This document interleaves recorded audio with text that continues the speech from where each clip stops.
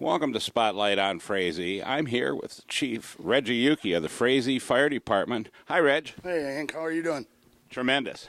And, of course, every year outside of your pancake feed, you have your annual Fireman's Fundraiser. Yes, we do. It's our annual Fireman's Auction. It's coming up on Saturday, April 12th at the Frazee Event Center. Numerous things we like to auction off. 6 o'clock is auction preview. 7 o'clock to 9 o'clock will be the live auction. This is more or less one of our main fundraisers, like I said, along with our pancake feed. Well, and the other thing that I know, and in the past, one year I ended up buying a hog roast that we used for the Sportsman's Club annual raffle. Yes, sir. Well, a lot of the local businesses, Detroit Lakes Perm, especially Frazee, has been very, very supportive of us. And, they donate their things and we auction them off. And it's just a big support to our fire department. Well, and then Bachman Auctioneers help too, right? Every year, yes. I forget to mention them. Vince and Austin Bachman, along with Andrew and Anthony, and Jeff Janke, the Colonel Jeff Janke at Detroit Lakes. Every year they volunteer their time for us.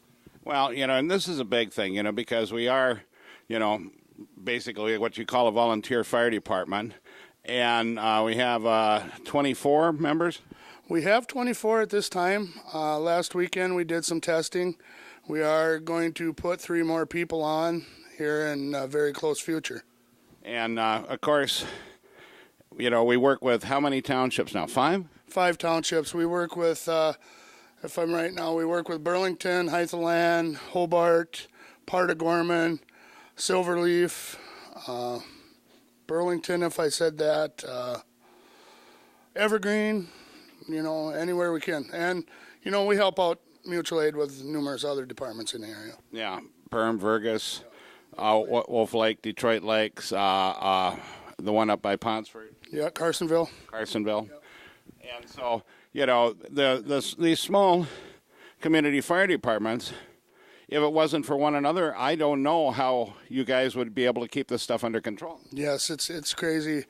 And, we're very lucky in our area because our departments work great together. We do training with Perm, Detroit Lakes, Vergus. We do extra training, Wolf Lake and them. It's good bonding between everybody, and we all work great together.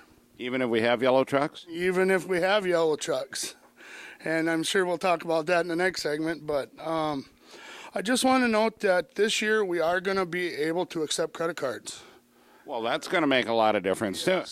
And there'll be numerous gun raffles. There'll be numerous door prizes. The Ladies Auxiliary will be selling food. Fire Department Auxiliary will be selling food. Just wish everybody to come out. And we've got a great department, and without community support, we couldn't do what we do. Well, Reg, this is great, and of course, I want you all to remember April 12th, 6 p.m., pre-auction viewing, 7 to 9 auction, food, gun raffles, local support. Come out and help these people who save your property, and are constantly being vigilant to help this whole area become a better community. Any final comments, Red? No, all I can say is thank you to the community. We couldn't do what we do without them. All right. And with that, we'll be right back with another segment of Spotlight on Frazee. Welcome back to Spotlight on Frazee. I'm your host, Hank Ledke, and I'm here with Reggie Yuki, Fire Chief. Hi, Reg. Hey, Hank. How are you doing? Tremendous. And one of the things we always talk about with small-town fire departments is the need to continually update our equipment. Yes, sir. It's a never-ending process, actually. It's just equipment get used so hard, and it's when it's time to update, it's time to update, just like anything in life, really. Well, when we look at the big fire that was over by Menanaga last year. Yeah, Green Valley Fire. We were over there our department had numerous people over there for 2 days, 2 to 3 days, and then we had the big fire in Perm, the potato plant. We had guys there for 12 to 13 hours. And then we look at the other year in Wadena with a tornado. Yes, a tornado, actually. We had 6 to 8 guys over there helping out, too, after the tornado had hit Wadena. What a sight that was.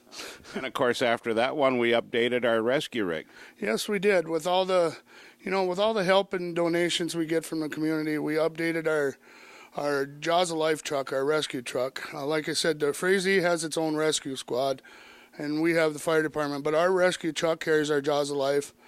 Our guys, along with the city administrator, did a lot of searching, and they found a good deal on a rescue truck where we can use a command post. We have heaters in the back for victims and stuff like that. And air conditioning for cool down. And air conditioning, yes, you're right. And, of course, you know, along with this, you know, we look at some of our equipment. I think our oldest truck is a 1936. Yes, that's our yeah, you know, I'm really not really up to that, but yes. Our Parade Ford. Yes, a Parade Ford. And that, it's old. But then we've got a newer Ford we're getting rid of. Yes, we are getting rid of our 1982 pumper, 6366 we called it. That was our backup pumper. This last week, our truck committee, along with one of the council members, we did some searching and we found a 1990 Spartan cab over pumper truck we're going to replace 66 with. And that's a E1, emergency 1 unit. Yes, it's an E1. It's got a 1,500-gallon tank on it, 750-gallon pump. We can fit 5 people in this one with air packs. The one we're getting rid of, we can only fit 3 in. And, you know, we found a good deal, so we got a hold of the city and we jumped on it. And we'll be able to hopefully mount our other set of Jaws in there. Absolutely. And then our other Jaws truck, our gray one, our pickup, we will use for personnel carrier, and our Jaws will go on this truck here. And earlier we talked about the auction. If we get our things right, this truck will be on display at our auction.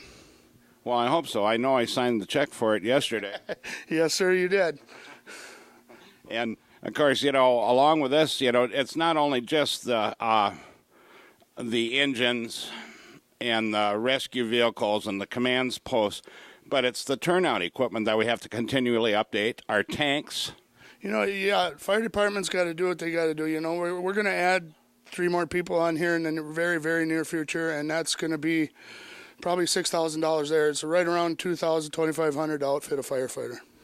And the other thing is all the training hours that go in. There's so much more training hours than just meeting every Wednesday or going out on fires 24 hours at 7.